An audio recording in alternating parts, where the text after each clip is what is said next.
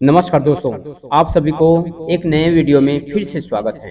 दोस्तों, भद्र के बारे में हम पिछले वीडियो में बता चुके हैं। भद्र कौन है, कैसे हुई इसकी जन्म, उसके बारे में संपूर्ण जानकारी हम पिछले वाले वीडियो में बता चुके हैं। अगर और जानना चाहते हैं दोस्तों, तो आप हमारे पीछे वाले वीडियो में जा करके देख सकते हैं। दोस्तों, आइए जानते हैं इस वीडियो में भद्र की संपूर्ण जानकारी। इसका कार्य क्या है, कहाँ पे शुभ होता है और कहाँ पे अशुभ होता है, कौन सा भद्रा शुभ होता है, भद्रा में क्या करना चाहिए और क्या नहीं करना चाहिए, भद्रा पुंज और भद्रा मुख को जानने की विधि के बारे में बताएंगे। भद्रा के 12 नाम भी हैं जिनके बारे में भी बताएंगे। कैसे बचाएं भद्रा के बुरे प्रभाव से, भद्रा कितने घंटे की होती है, भद्रा कब आती हैं और भद्रा की गणना कैसे की जाती है, इसके बारे में संपूर्ण विधि आप सभी के समक्ष इस वीडियो में बताने वाले हैं। तो दोस्तों, आप सभी ये वीडियो पूरे अंत तक जरूर देखना और आप इस वीडियो पे नए हैं तो सब्सक्राइब जरूर करना। तो दोस्तों, आइए चलते हैं। सबसे पहले है भद्रा विचार क्या है। धार्मिक दृष्टि से भद्रा भगवान शनि देव की बहन और सूर्य देव की पुत्री है। वह बहुत सुंदर थी, लेकिन उसका स्वभाव बहुत कठोर था। सामान्य रूप से उसके स्वभाव को नियंत्रित करने के लिए उसे पंचांग के एक प्रमुख भाग विशिष्टकरण के रूप में मान्यता दी गई थी। जब भी किसी शुभ और अशुभ कार्य का शुभ मुहूर्त देखा जाता है तो उसमें भद्रा का विशेष रूप से ध्यान रखा जाता है और कोई भी शुभ कार्य भद्रा के समय को छोड़कर दूसरे मुहूर्त में किया जाता है।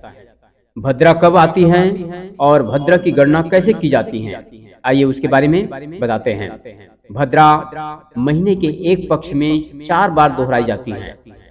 उदाहरण के लिए भाद्र शुक्ल पक्ष की अष्टमी और पूर्णिमा तिथि के पहले भाग में और भद्रा चतुर्थी और एकादशी तिथि के उत्तरार्ध में होती है। भद्रा कृष्ण पक्ष में तृतीया और दशमी तिथि के उत्तरार्ध में और सप्तमी और चतुर्दशी तिथि के पहले भाग में प्रबल होती है। जब पंचांग को ठीक किया जाता है अत्यधिक महत्व होता है। आइए जानते हैं भद्रा कितने घंटे की होती है। दोस्तों, भद्रा के मुख की 5 घाटियां होती हैं, यानी 2 घंटे त्याग दी जाती हैं। किसी भी प्रकार के शुभ कार्य करना वर्जित है। पुंछ वाले हिस्से की 3 घाटियां यानी 1 घंटा 12 मिनट की शुभ होता है। शुक्ल पक्ष की चतुर्थी और एकादशी और तृतीया को और कृष्ण पक्ष की दशमी तिथि को शुभ होती है। आइए जानते हैं भद्रा में क्या नहीं करना चाहिए।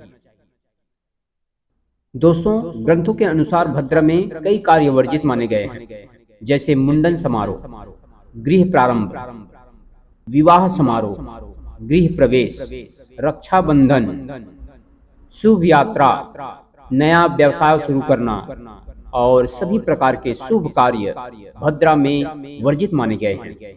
भद्रा में किए गए शुभ कार्य अशुभ होते हैं।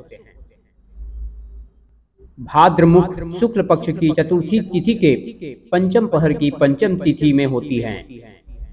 अष्टमी तिथि के द्वितीय प्रहर का कुल मूल्य आदि, एकादशी के सप्तम प्रहर की प्रथम 5 घड़ी और शुक्ल पक्ष की 5 घड़ियों में भद्रा होती है। पूर्णिमा का चौथा प्रहर 1 मुंह है। इसी प्रकार कृष्ण पक्ष तृतीया के 8वें प्रहर में 5 घंटे के लिए भद्र मुख होता है। कृष्ण पक्ष की सप्तमी के तीसरे प्रहर आदि में 5 घंटे में भद्र मुख होता है। उसी प्रकार कृष्ण पक्ष के 10वें दिन के 6वें प्रहर में और चतुर्थी तिथि के पहले प्रहर में 5 घंटों में भद्रा मुख प्रबल होता है। आइए जानते हैं भद्रा पुंज के बारे में। शुक्ल पक्ष की चतुर्थी तिथि के 8वें प्रहर के अंत में दशम के बराबर 3 घड़ियां भाद्र पुच्छ कहलाती हैं।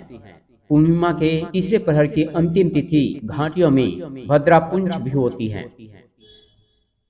आइए जानते हैं कैसे बचाएं भद्रा के बुरे प्रभाव से।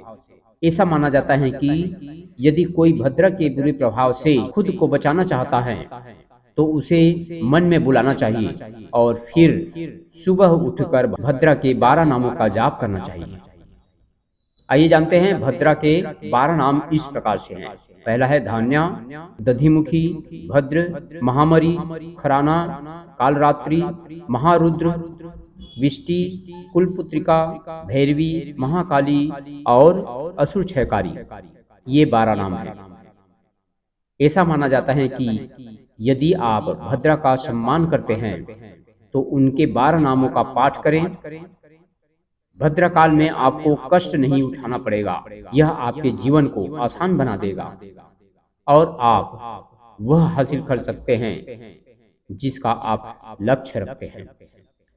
तो इस प्रकार से दोस्तों आपके समक्ष भद्रा के बारे में कुछ मुख्य संपूर्ण बातें इस वीडियो में प्रस्तुत किए हैं। आप भद्रा के बारे में जानकर कैसे लगे आप जरूर कमेंट करके बताइएगा। और इसी के साथ दोस्तों इस चैनल पर नए हैं तो सब्सक्राइब जरूर कर देना और अपने दोस्त यारों में शेयर जरूर कर देना। इसी के साथ दोस्तों अपनी वाणी को यहीं पर विराम देते हुए आप सभी को जय हिंद, जय भारत, वंदे मातरम।